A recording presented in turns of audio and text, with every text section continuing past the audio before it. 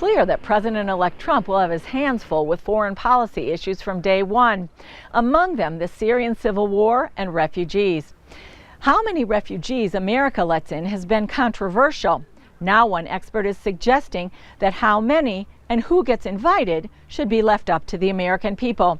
White House correspondent Jennifer Wishon explains. The United States has now welcomed more than 13,000 refugees fleeing Syria.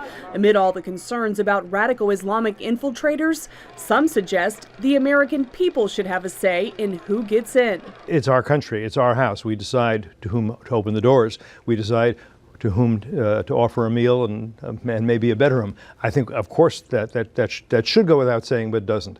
In his recent article, Coming to America, May writes that he disagrees with those who want to close off America's borders completely, but thinks prioritizing who gets to come in by considering what's best for America is smart policy, especially when you consider that of the first 11,000 Syrians invited to live in America, only 56 of them are Christian. Both houses of Congress and the Obama administration have recognized that genocide is taking place in the Middle East. They've designated that there are victims of genocide. Genocide means whole communities being targeted for extermination. It seems to me once you agree and understand that these communities are facing genocide, you need to prioritize those victims. That means they get to the front of the line. It's inaction that runs counter to U.S. policy, not to mention immoral, when you consider the lessons of World War II, Bosnia, and Rwanda. Instead, the U.S. has designated Christians in Syria and northern Iraq as suffering, but told them they'll have to get in line.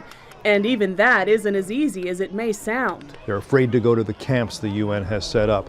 It's not the UN's fault exactly, but they are not protected in those camps from Islamic State infiltrators, from criminal gangs, and from other people in the camp who may be hostile to Christians for all sorts of reasons. Some members of Congress are working on giving Christians alternative routes into the U.S.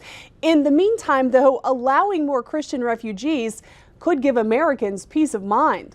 Al-Qaeda, the Islamic State, these are not equal opportunity employers. They don't employ Christians, so it's easier to vet Christians because Christians are not going to come here in order to become suicide bombers for ISIS or Al-Qaeda. That doesn't work that way. The Christian communities in the Middle East now under attack have survived centuries of hardships. And May says the idea that they could be wiped out in a generation is terrible. Jennifer Wishon, CBN News, Washington.